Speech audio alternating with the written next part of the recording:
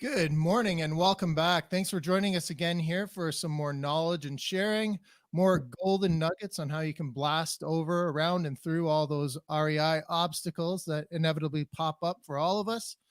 I am Rob Brake, and here with me again, as usual, Sandy McKay. You got a drum roll in there or something. That was a good intro. That was something fresh and new. I like that. Yeah. Good one. Need fresh and new every once in a while. I know. Well, awesome to be here again with everyone. Hopefully everyone's getting ready for an amazing new calendar year as we sit here on the recording of this, at least if you're watching 2020, the last day of 2020. Absolutely. Yeah, I'm looking forward to more new, fresh goals that don't involve a bunch of fear and uncertainty. So we'll see how things go anyways. It's been a challenging year for sure, but not necessarily a bad one. I think that I accomplished things that would have otherwise sort of been there had this stuff not happened, so it has been interesting in that way. And believe it or not, developed some relationships that probably wouldn't have been there if we didn't have to do things this way as well. So definitely some good stuff has come out of it, but it has been challenging all around, and looking forward to moving past and getting to the new year. So it has been exciting. Everybody listening should, of course, head over to our website, breakthroughreipodcast.ca. There they can download our free gift and see all of the episodes that we've recorded so far. You can go back in the archives for the last almost 7 years now and listen to any and all of our interviews that we've done in the past. And like I mentioned before, our free gift is there, right, Sandy? You can go grab our free gift, The Ultimate Strategy for Building Wealth Through Real Estate. And also never miss out on an episode. When you download that, you get on our email list where we will share with you everything we're doing. New episodes, seminars, webinars, property tours, all that sort of fun stuff. So make sure you get on that list so you do not miss out. And what else we got to talk about before we get into it, Rob? Anything else? Oh, well, we usually mention iTunes.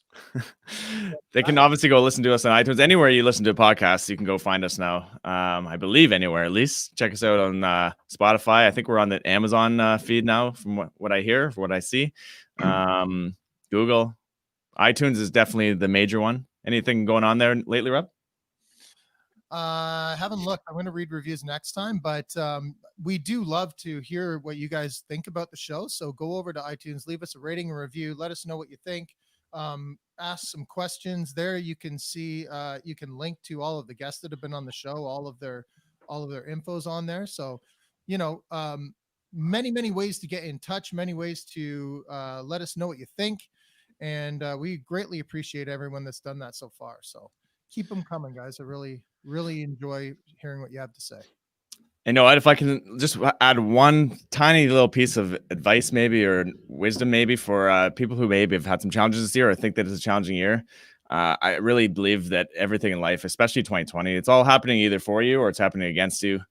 You get to choose. So if you're someone who's sitting there thinking all this crap is happening to you all the time because it's been a rough year, it's just your mindset. It's 100% just a shift in mindset, and you can really take that and run with it into 2021 with maybe some new perspective. Maybe you already know that. Either way, there's been some amazing opportunities in 2020. I think there's going to be more in 2021 with pandemic to start the year. There's a lot of good stuff in that. Obviously, there's some challenges and some terrible things, but there's also opportunities. And if you're open to them, you can go find them. Absolutely. Well said. Well said. A little bit of a pump up there for you guys to start off, and we got to open the minds up towards to James here as we bring him on, right? We got to get people get rid of the 2020 BS, and let's get ready for a new year, fresh, open mindset, and open to learn. Yeah, our guest James here has some really interesting stuff to say. I'm excited to get to talk to him. So everybody, please welcome James Burton. Hey, guys. Absolutely. Hey, James, I'll give a brief background here on James for everyone so they can understand where you are coming from. James is a very passionate real estate. He's passionate about real estate. His long career of developing purpose-built rentals in Toronto. 2006, he, along with his business partner Emery Daniels, founded Percy Ellis. And Percy Ellis is exclusively focused on central Toronto multi-unit residential and mixed-unit rental property development. They acquire, develop, construct, and stabilize turnkey investment properties. And their goal is to provide options to fill the missing middle that exists within the Toronto rental market. So he's passionate about offering alternatives to condo high-rise living or suburban living. And today we're going to talk to him a lot about some of the issues that exist in that industry, in that area, and developing housing to fill that missing middle. So welcome to the show, James. Awesome. Thanks, Sandy. Thanks, Rob, for having me on. It's fun to be here. Yeah, welcome. Listen, let's start off with, tell us a little bit about yourself, the person. Sure. Okay. Well, I come from Fergus, Ontario, a small town just north of Guelph. And both my parents were teachers, so definitely didn't come from a background in real estate. And they made the mistake of, or maybe they did me a favor, of buying me a book called The Wealthy Barber when I was 15. Have you guys heard of that book? Yeah. I'm sure probably a lot of people on this podcast have. But there was one chapter about real estate in that book, and I read it at 15, and it introduced the concept of leverage. And I thought, I read it a few times. I kind of went, wow, like they don't teach you this in high school. This seems like such an obvious thing. You can, with a small amount of money, use a whole bigger chunk of money and make a little bit on the bigger chunk, but then it's so much more, and just kind of like open my eyes to this idea of leverage. And that was my real introduction to real estate. And I still went on to do engineering at university, but all the while I was reading books about real estate investment and development and fixing up houses and things. And I knew when I was done my degree, one way or the other, I'd somehow find a way to get involved in real estate investment and development. Just all from reading that chapter out of The Wealthy Barber way back. That's a little bit about me. I think like I'll sort of latch onto something and get really, really interested in it and learn a ton about it, everything there is to learn about it, and then just kind of go down that path for as long as I can. Yeah, and I think a lot of people have that similar experience where there'll be this just light bulb go off and that shift in mindset of the way that things were. Because, I remember growing up, we didn't buy anything unless we had the cash to go and buy it, because you wouldn't want to owe money to somebody for something you bought, right? Like, and that was I'm sure I'm not alone. Like, no, everybody sort of starts off that way. That's what school teaches. Maybe Yep. not necessarily, but they don't teach us really anything to do with the financial side much. So, a lot of us coming from that starting point. And these books, the ones that you're talking about, there's a bunch of them, but that one in particular does sort of say, hey, here's a new way of looking at things, and here's the power of what you can do with it. So thanks for sharing that. Love that. So, go ahead, Rob. No, we'll continue. Oh yeah, that light bulb moment. Yeah, it's just it hits you sometimes. You gotta like take advantage of that, right? And just think about it. And the other thing about it, when you're reading that at that age, risk isn't really in the picture. And like kind of you got to take advantage of that a little bit too. Like, as you get older, you just get more risk averse. It's just how you are. So, if you kind of like, if you picture yourself as a youngster reading that and not thinking that risk is a real thing, then you're set up to take all these risks and capitalize on these opportunities. And that's kind of, that's a great thing, and as time passes, you become more risk averse, and it's harder to execute on those opportunities and on those light bulb moments. So I think like what you said just reminded me, you got to kind of just go for it when it feels right. It's actually really interesting too, that idea of, starting out younger and having not as much to lose, really, is what it all comes down to. Because we've seen, interviews with people that we've done who have had, really nice high level corporate jobs paying them big salaries, and they've chosen to leave it for REI. So, if they're going to be able to do it, the problem, I think, is getting the youth to actually read and understand these books, right? They're not interested in that. I mean, maybe they are now. They might not have much else to do right now, but in general, you know, you want to go out and party and hang out and have fun, right? You don't want to read The Wealthy Barber. Like, imagine the power of just having that book on a school curriculum. Yeah, it's amazing. So let's talk a little bit about your company now, the Percy Ellis. Why did you start that company? Well, first, just your last comment, it did remind me of something, which was when I told my family and my girlfriend at the time that I was going to leave my cushy corporate job. It was actually a great job at TELUS in engineering and business development, to go just give it a shot in real estate investment and development, and kind of the looks on their faces. And they kind of thought, okay, well, I'll talk them out of this in a couple of weeks, but they weren't able to talk me out of it. And yeah, it was, you know, a one-time thing, do it or not. I actually asked for a raise at the previous job, and since they didn't give it, I thought, okay, this is my chance to do something on my own. But yeah, in terms of Percy Ellis, it's why did I start Percy Ellis? I think it's kind of like goes back to the same idea. I just wasn't completely loving the alternative options at the time, which were working my corporate job. And again, it was a great job, but it just wasn't like, I wasn't feeling that passion, just that drive to like go and do the absolute best that I could. And this bug of real estate investment and development was still lingering. And I had to see it through. I had to give it a shot. And it's just one of those things. If I didn't do it, I never would have been satisfied or happy in my life. So I thought, well, I'll just give it a full blown shot now, and we'll see what happens. And then just never turn back. Awesome. I love that. Yeah, it's the time. I mean, that's just when you're young too. I was just thinking about that as we started that conversation, just to, I guess, finalize that conversation, was that you know, there's so many people that we have on too that are older and have like kids and families and all that stuff, and just the amount of risk it takes to go leap into something when you're telling your parents or your girlfriend, family, whatever, at, you know, fairly young age. There's some risk there, obviously, but really at the end of the day, worst case scenario, you crash and burn. Like, there's really there's not that bad. You're not putting your kids, you know, at risk and whatnot. And I think you do have a family now. Am I right with? My wife Fern, in the other room, and no kids. Oh yeah, uncle. You're an uncle to a bunch. That's where I read. Yeah. Okay. Yes. Yeah.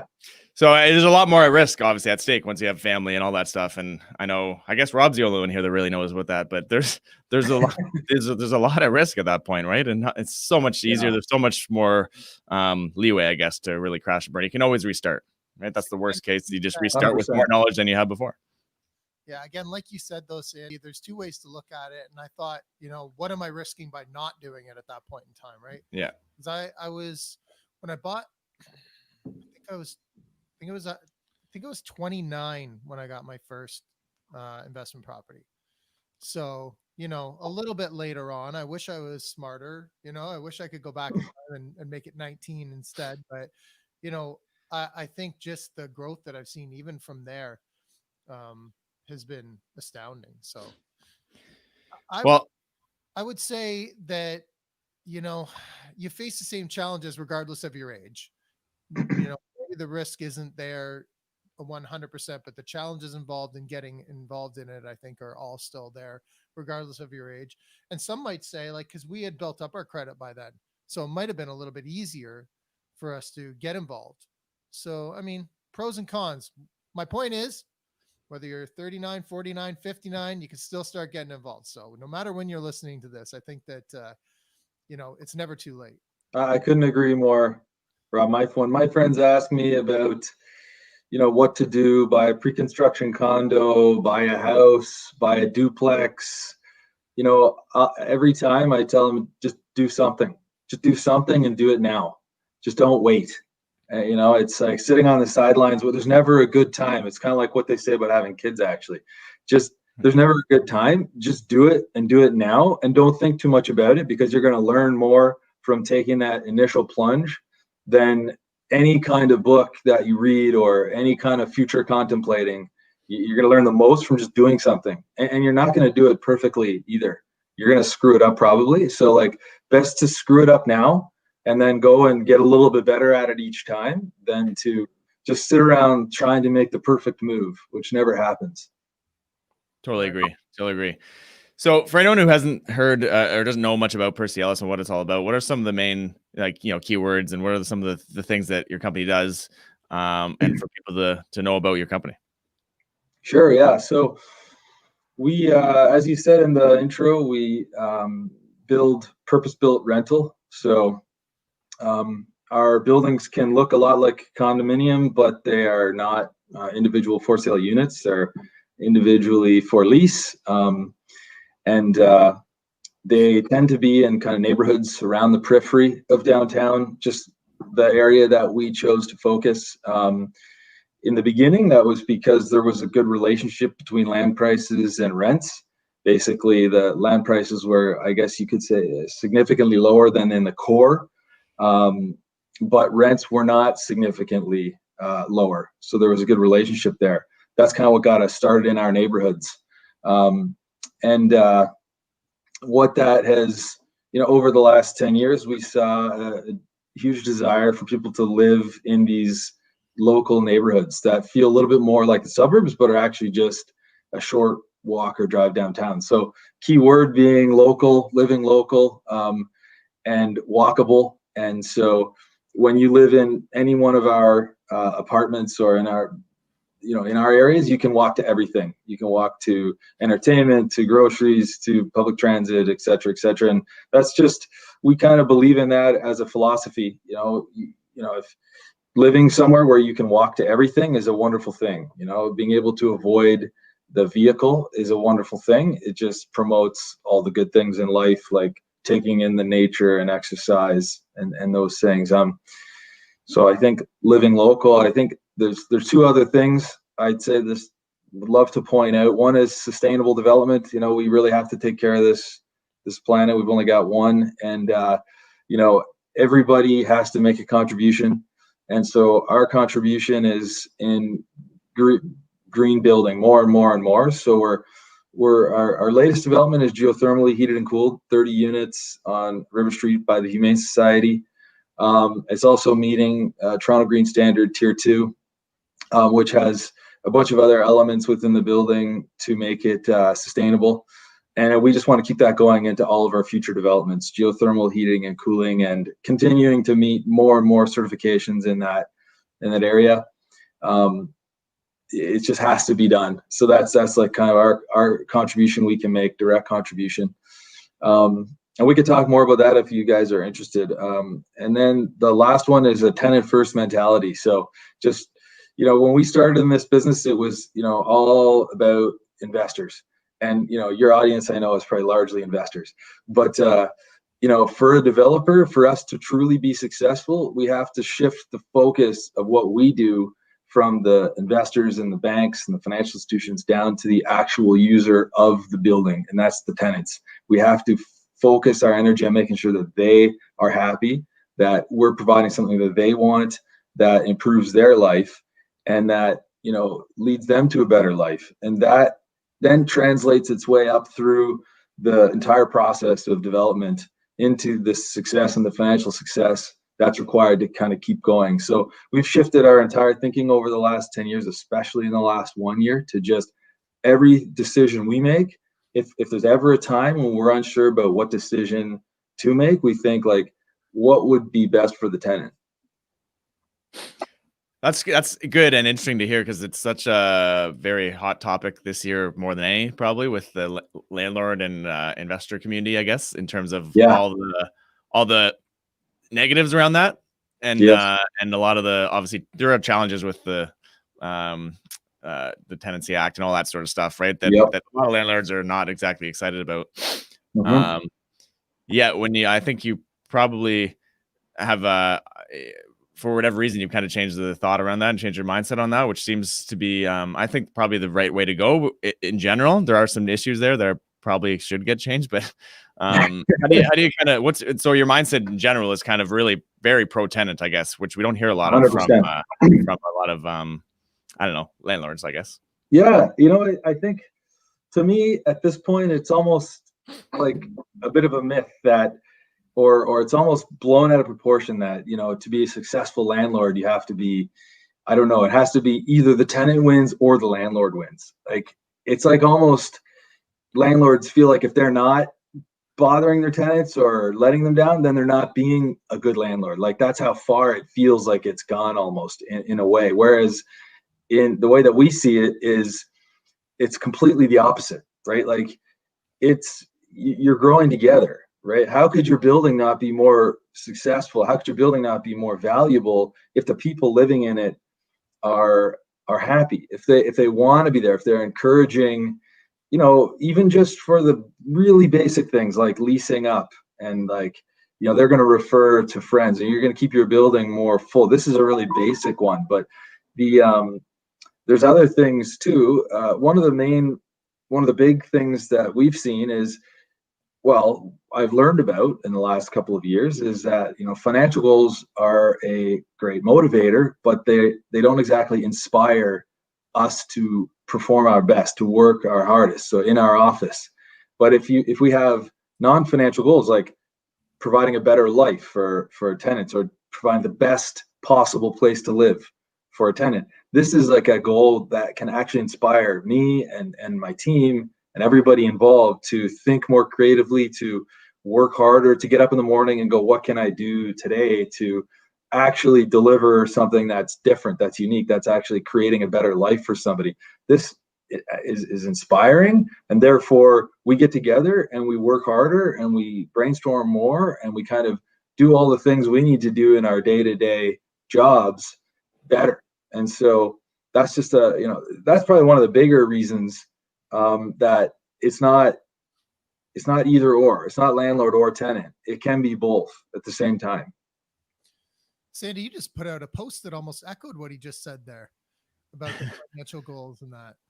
I think it's like spoken like a true millennial. That's what I was thinking. It's just I think that whole millennial group in general kind of has the different thoughts on that. Like a lot of, I don't know, anyone I talk to kind of, and there's all across the board. It's not just this age group, but definitely kind of the under 40 group right now. I feel like is a lot less about money compared to other groups, I guess. But it just seems to be a trend that's picking up. I was reading the book on, I don't know if you guys have ever read a book on Patagonia, the company, but they talk a lot about, it's a way older company, and the guy who started I think he's in his 70s or 80s, but very similar to what you're talking about there. Just it's their whole thing is about environment and maintaining that, and we have one world and all that sort of stuff, which you mentioned already. And it's like, it's such a more empowering story to get behind than just making money. Yeah, so it's a way better driver of business and excitement in business than just financial goals are kind of finite, right? And you have that infinite outlook on things. You can always have some inspiration there. Also, that you can get behind, and your whole crew of company or tenants or whoever's involved, they feel proud about being involved in the company, right? Yeah, exactly. Yeah. Like, it's kind of hard to relay that to the rest of the team too. What the company's financial goal is, it is really hard, I think, for everybody on the team to get super excited about that. Yeah, it is. Yeah, it's, and I sort of like to. All it is a number on a screen, right? Like, how it's hard to get excited about a number on a screen, It's like a bank account balance of you or the company or an investor. It's just not intrinsically inspiring. Great book on that, which was one of the reasons, like one of the many books that kind of like got me really thinking about this, was How by Dov Seidman. I think that's what it's amazing. It's a involved business management book, but its core principle is it's not what you do, but how you do it. And it's sort of all intertwined to this same concept. I don't think I've read that one. It's kind of like it sounds like Simon Sinek, Start With Why. If you've read that one, sounds like similar perhaps, or Infinite Game by Simon Sinek too. He's got some good ones. I don't know that one. I'm gonna add that to the list, but I would highly recommend this book, How by Duff Seidman. Yeah. Cool. Oh, I was gonna mention Sandy, because something you said there was the way that I see money in our business is a prerequisite, right? Not the goal, but it's a prerequisite. We have to be earning profit, or else we don't get to continue on in this business and in this game. Like, it's not at all the ultimate goal, but it is just something that absolutely must always be happening. So another thing I say to the team is 95% of the goals are going to be obvious based on cost, right? Like in our business, like got option A, option B, do a little analysis on the cost and the benefit, and then the answer will be clear. But it's those 5% decisions, that aren't really a cost benefit analysis. And those are the ones where we think tenant first, or whoever's involved in the process, how's it going to benefit them? And then making those 5% of the decisions based upon that thinking, what's the right thing to do as a human, not as a business, that kind of like can tip the scale toward doing better things, more meaningful things. So with all that in mind, let's talk about some of the lessons that you've learned through the history of the company. We talked about a couple, but is there any more things that you've learned, like, that have really stuck with you?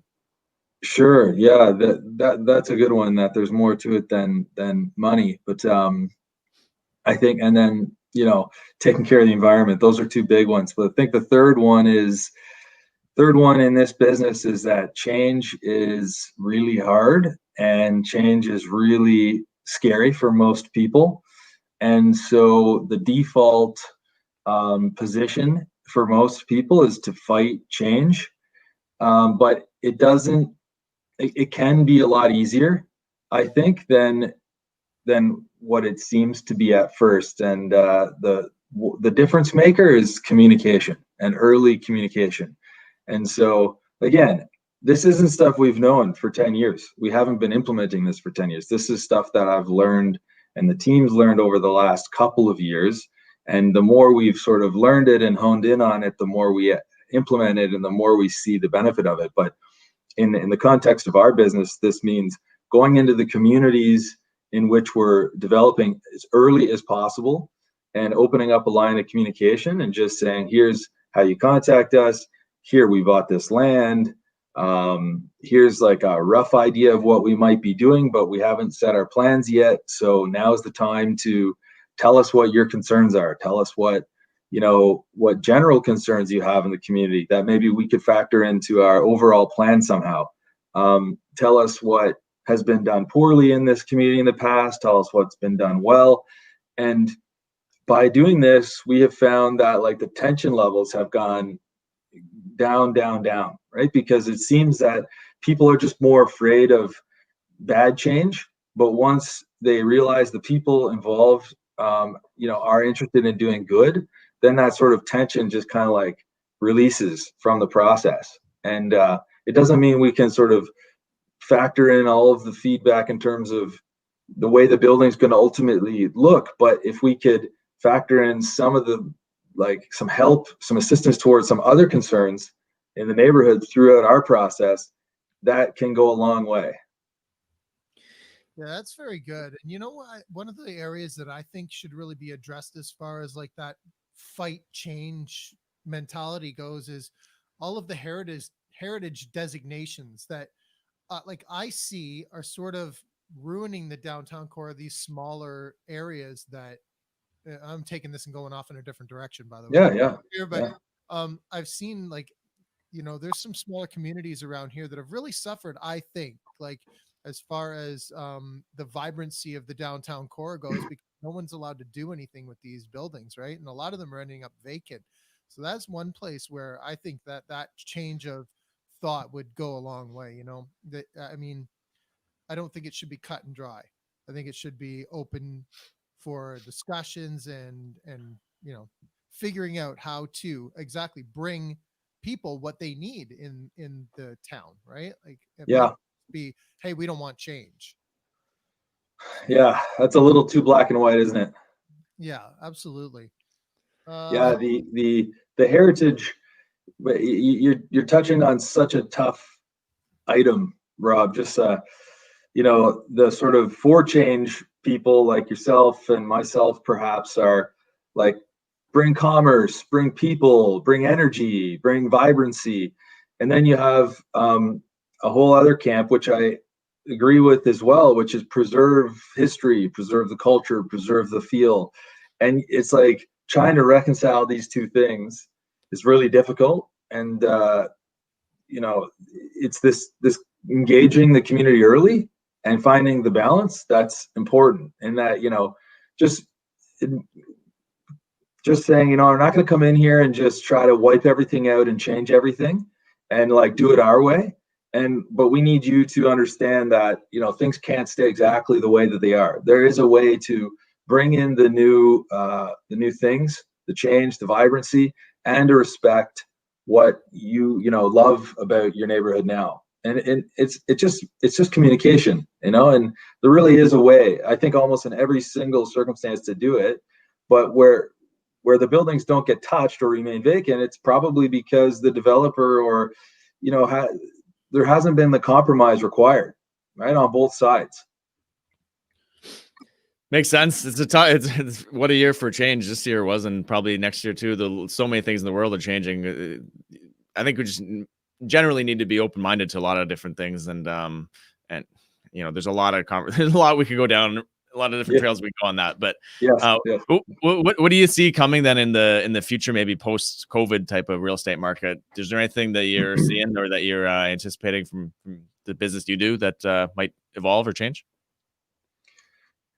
I think so. I think a lot still remains to be seen, but just given that I think none of us know if this is going to be truly a thing of the past, or just like maybe something that we think is going to crop up more often into the future. So I think like if there becomes like a certainty one way or the other on that, that'll change the outlook. But regardless, I think a lot of our issues remain consistent, maybe amplified, which is providing an actually good place to live. Like, the difference being maybe before people would either buy or rent something just to meet their current need, because, I'm going to, the next place will be bigger or better, or the next place will be what I really want. But for now, this is fine. And maybe the way that we see it is that might change a bit into post-COVID times, because who knows, you might get stuck in that place that you're in for 6 months without being able to move. So I think the quality of places to live is going to be, to properly compete, you're going to have to do better. Developers are going to have to do better. Landlords are going to have to do better. And this was a trend emerging already. Like, customer service in the world of real estate is it's a trend for a good reason. Customer service is number one priority in every other business. Why isn't it in real estate? I don't know why. It just hasn't been for many, many decades. Maybe it's just been controlled by companies that just didn't have that focus. And so going forward, I think customer service, along with providing truly good places to live, which involves things like greenery and outdoor space and lots of other things, I think that might be the difference between the more successful companies in a post-COVID world and the less successful, who aren't recognizing this need for quality. And those are good points. Obviously, people are, sometimes they would just use their house or condo or unit as a place to crash and sleep and maybe eat a meal or two, and maybe off to work or something, doing other things all day, right? Whereas obviously that's changed, maybe temporarily, maybe longer term, probably longer term in a lot of cases. And so I definitely agree with that. I think we need having a longer term or bigger picture outlook on that is definitely advantageous. Comes back to the whole financial thing, right? Because making those changes is not necessarily the most financially beneficial in the short term. It might be, maybe it is actually, but it doesn't feel like it is. That's such an interesting one. I mean, I guess if the trend is toward quality and you're not providing quality, well, that could be pretty expensive. right? Yeah. You could Yeah. lose your tenants, you could lose your buyers, you know, your entire way of doing things could become obsolete, in which case that's going to be a pretty expensive mistake to make. So maybe adding in the quality costs a little more, but you know, keeps you profitable, keeps you just moving in the right direction, whereas some might just sort of stop and die. So I think it is it's always relative in terms of that discussion. But again, I think that, you know, when you are you and a team are providing something awesome, something new, something unique, something with features that haven't been provided before, it's inspiring and it makes you do good work. And you know, at the end of the day, the good work of the team is maybe the most important factor in the whole process. Yeah, exactly. That makes sense. I think you know, it's almost like the cookie cutter mentality is going away in a Yes, sense, right? I think that's probably totally. because that was a big. I mean, that was anything.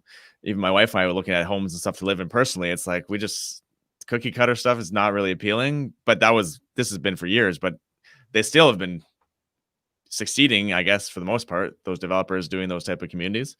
Yeah, But I think I like.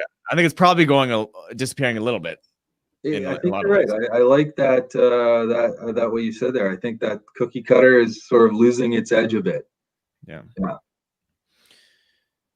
So, how does your company adapt to meet the needs of communities that you develop in? Kind of in line with that same question there, but uh, Yeah. yeah, yeah. How do you actually look ahead and see those things that you need to adapt into? Or I guess that comes down to communication and stuff with the community. But how do you actually do that? Yeah, like it is all interconnected. So I, you know, don't want to say the same thing over and over, but you know, truthfully, it is a lot about this. Um, what does adapting mean, really? I guess, you know, like for us, adapting means everyone is happy in the process, really, right? Like, why build a building if you're going to bother or annoy or upset all the people around the building?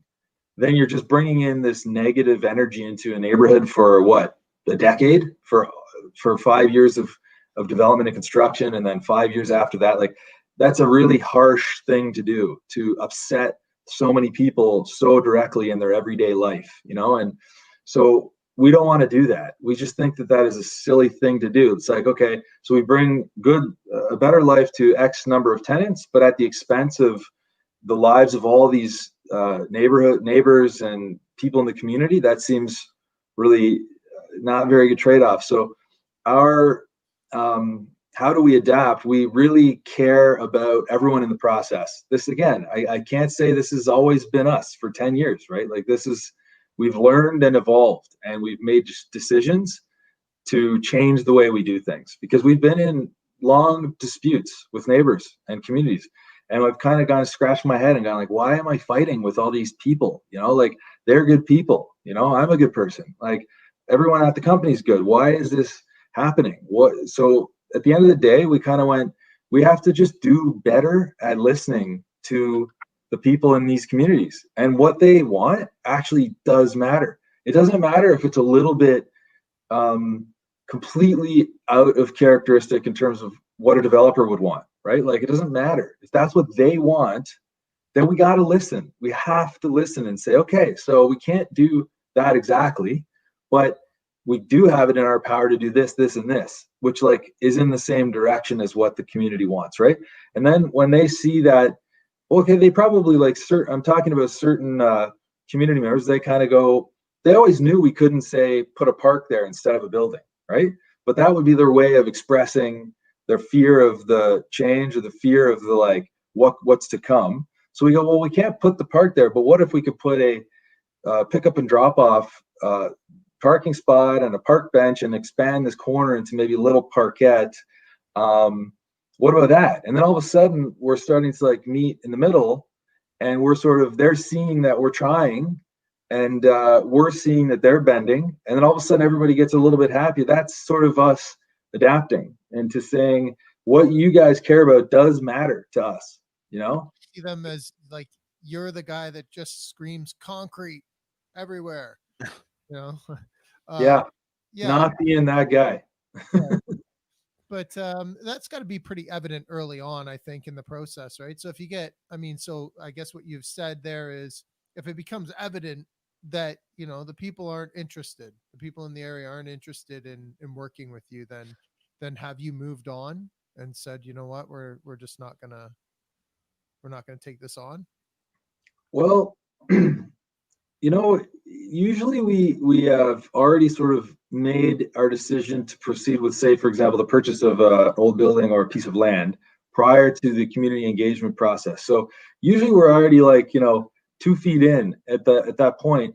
And the new mindset that we have is we must bring them on side. We must, and that means maybe more and more compromise, right? Or just more and more time discussing, talking, helping them see that we are trying to do something good, helping them trust us that we're not just in this to make a few bucks, get out, and leave the community devastated. Like we are, well, first of all, we're long-term owners, so we're here for the long haul. So that does sometimes give some at least initial comfort. But we got to just do better and better and better. So I think the answer is no. We can never really say, you know what, forget these particular folks. They're too unreasonable or they're too unrealistic. We have to just make it happen. We have to sort of listen no matter what is going on. And, we are all human. We can all get our guard down. It's just a bit difficult. And sometimes it requires, you got to give the benefit of the doubt over and over again. And then eventually you can see eye to eye with just about anybody. I think that's the plan right now. That's what we've been doing. We've been, the harder the person or the harder the group or the more opposition that they have been putting our way, we see it as just more and more of a challenge to bring them onto our side, or not to our side, to see me, to find common ground. Yeah. So, like, I mean, do you have any tricks? Because that does seem like opposing interests, running the business, making money for your investors, and then also prioritizing the values of the tenant and local community. They really do seem to be opposing ideas, right? So what's the trick to balancing that? Yeah, that's a great one. But again, the amount of, because we have the benefit of 10 years of experience and the majority of that time in fights, let's call them fights, in opposition with neighborhood, we have as much experience as anybody knowing what happens when you're at odds with your community and your neighbors.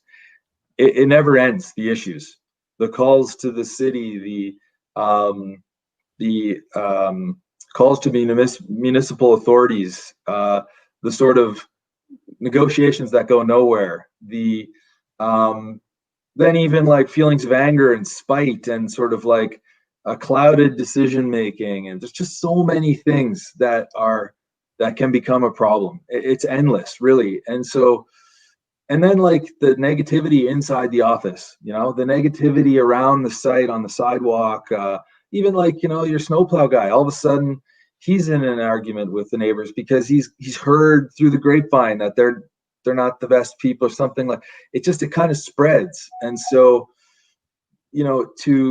it usually doesn't take that much to befriend a neighbor, even if they have goals that are opposite of yours. So I think it's a bit of a myth.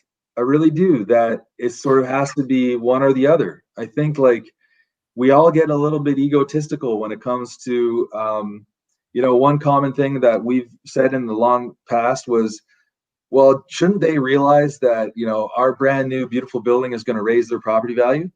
And like, that's kind of stupid thinking, right? Because like, maybe they don't care if their property values raised at the expense of blah, blah, blah, right? Or maybe you don't know that they believe that. Maybe it's not even true for sure, And so the idea isn't to just force feed neighbors and communities ideas that we have, but to listen to their concerns and ideas, and at the end, stop all these future headaches, like endless headaches and negativity, and replace it with, neighborly behavior and optimism and inspiration in the office. And, it's hard we're working on a diagram to chart out visually how caring about the neighborhoods and the communities and the tenants translates directly into financial gain, because there is a clear path, but it is a bit of like a meandering path, and sometimes it's not an immediate reward, but it's almost always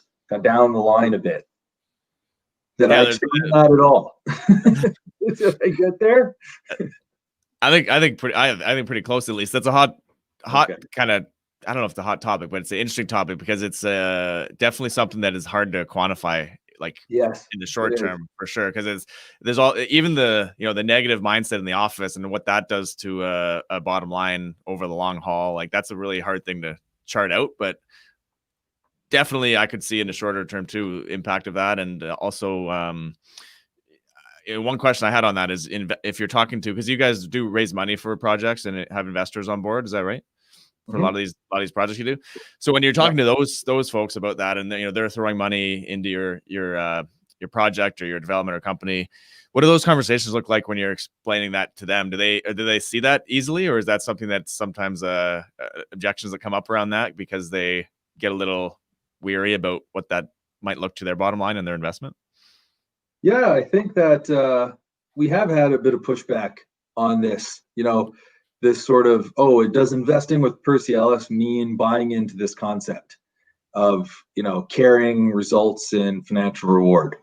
And that's kind of like a bit deeper than most investors would necessarily need to go in order to make a decision, because usually we're sort of looking at pro forma and expected results, and it's all based upon metrics that are pre-established, like future rents, future cap rates, future costs. And, you know, so then where does this caring factor in? Well, there might be a line in the pro forma that is community benefits. That's unnecessary expenditure on the community. And so at the end of the day, that becomes kind of like, it's not a huge deal. It's not going to make or break the whole process. It really isn't, right? And so if you're going to invest with Percy Ellis, we're going to ask that you trust that we actually do know what's best for the project. That's why you're investing with us in the first place. So, and then the side benefit is you get to know you're investing with a responsible company that actually cares about the communities in which they're building, the people in which they're interacting with throughout the process. That includes the people at the office, consultants, and you know, construction workers too. I mean, that's a tough one. That's a whole other discussion because construction is a tough business. But you know, so whatever perceived, I don't know, quote, wasted money on the community, you maybe could feel like good about the investment as a flip side. So I suppose even if you don't believe the concept per se, well, you could feel better about yourself that you're investing in a company that cares. Well, I mean, it keeps the process moving too, right? Like you said, if you've got these different sides butting heads, then there's no progress being made, right? But Oh yeah, if you consider this almost like a move ahead fund, really, yes, for those yes, investors, if they want to 100%. that way, I think that, you know, they can wrap their heads around that really easily, right? Like, this is a Oh move yeah, fund. This is a get along and make progress happen fund. yes, yes. So, Well put. That's going on my diagram, Rob. okay, good stuff. So you've just recently completed a development, right? Yes, You want to tell us a little bit about that? sure. Yeah, so 1553, 1555, 1557 Bloor Street West. It's 18 units, 15, 12 three-bedroom apartments, 3 bachelor apartments, and 3 commercial studios, which are kind of storefronts, but could also be used for anybody running any kind of a business, with direct access off of Bloor. Yeah, this is, you know, this one is a bit of an interesting, like, we believe a lot in 2 and 3 bedroom units in the apartment space, and that there's just an undersupply in the city in general. Coming to market with this product during COVID was a bit of a challenge because a lot of people renting 3 bedroom apartments, especially in this location at Bloor, and Dundas, which is where there is the Up Express, the subway, the GO streetcar. It's a mobility hub in Ontario. You're going to get, couples with a roommate, or even roommates, or you're going to get like 3 bedrooms results in sharing, especially in these like really highly desirable neighborhoods in Toronto. And sharing just has not been the theme during COVID. So, but we've just leased up one of the apartments. It's a beautiful place to live. You can get everywhere. It's kind of like exactly in line with our live local and walkable theme in our company. You can do everything without a vehicle in this location. And yeah, I mean, for you guys, please take a look. I think the building itself is beautiful. Studio JCI designed it, and it's a lot of brick and glass and a wood feature, and very modern. Fits really well into the context of the neighborhood. It's only 5 stories, so for being on Bloor, I think it's very modest built form and density, which is always welcome in a community when you're not coming in and going up 10 or 20 stories. So yeah, we love the development. We think it's wonderful, and it should be leased up and operating in about 6 months. So you've got, I guess, social media site where people can look into this? Yes, yeah. So our website, I know we have a lot of stuff on Instagram with regards to this building. Percy_Ellis_development. That's our Instagram, and Twitter as well at Percy Ellis Dev. But easiest, contact myself, James at PercyEllis.com, or Katie at PercyEllis.com, or Tanya at PercyEllis.com. Contact any of us for any information on this project or the company, or really just to reach out and ask any questions about anything we talked about today. We are definitely open door policy company with anyone and everyone, tenants, listeners.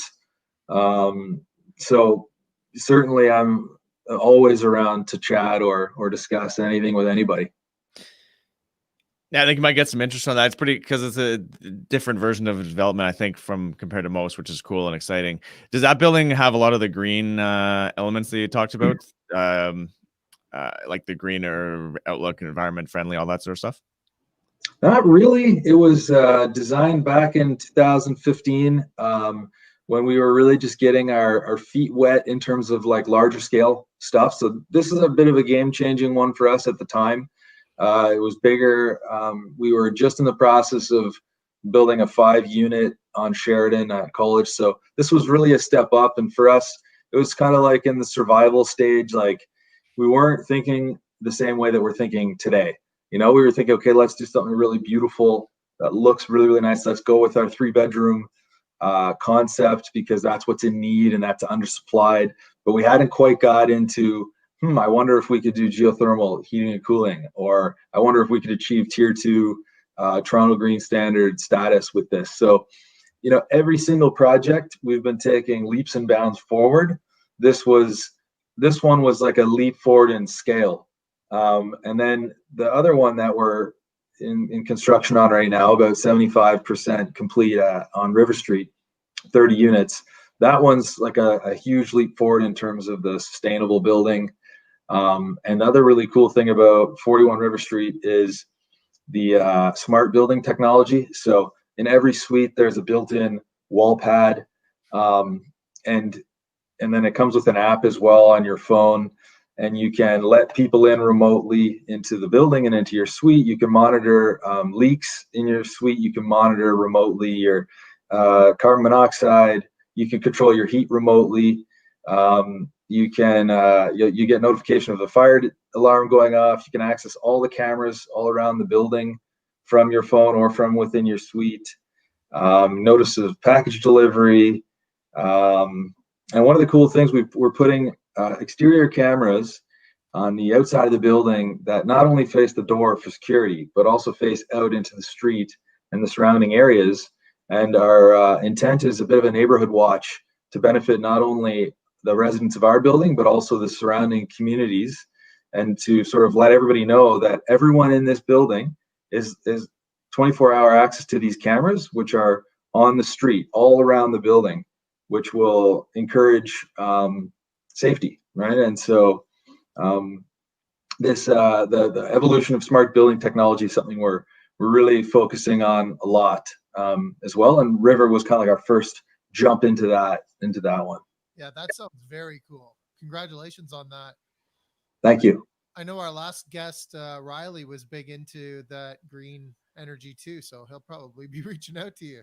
Awesome. Well, I hope to hear from him. So I guess the best way for people to get involved would be, say your email address again. Is that the best way? Yeah, that's the best. Yeah, to Katie, James, or Tanya at percyellis.com.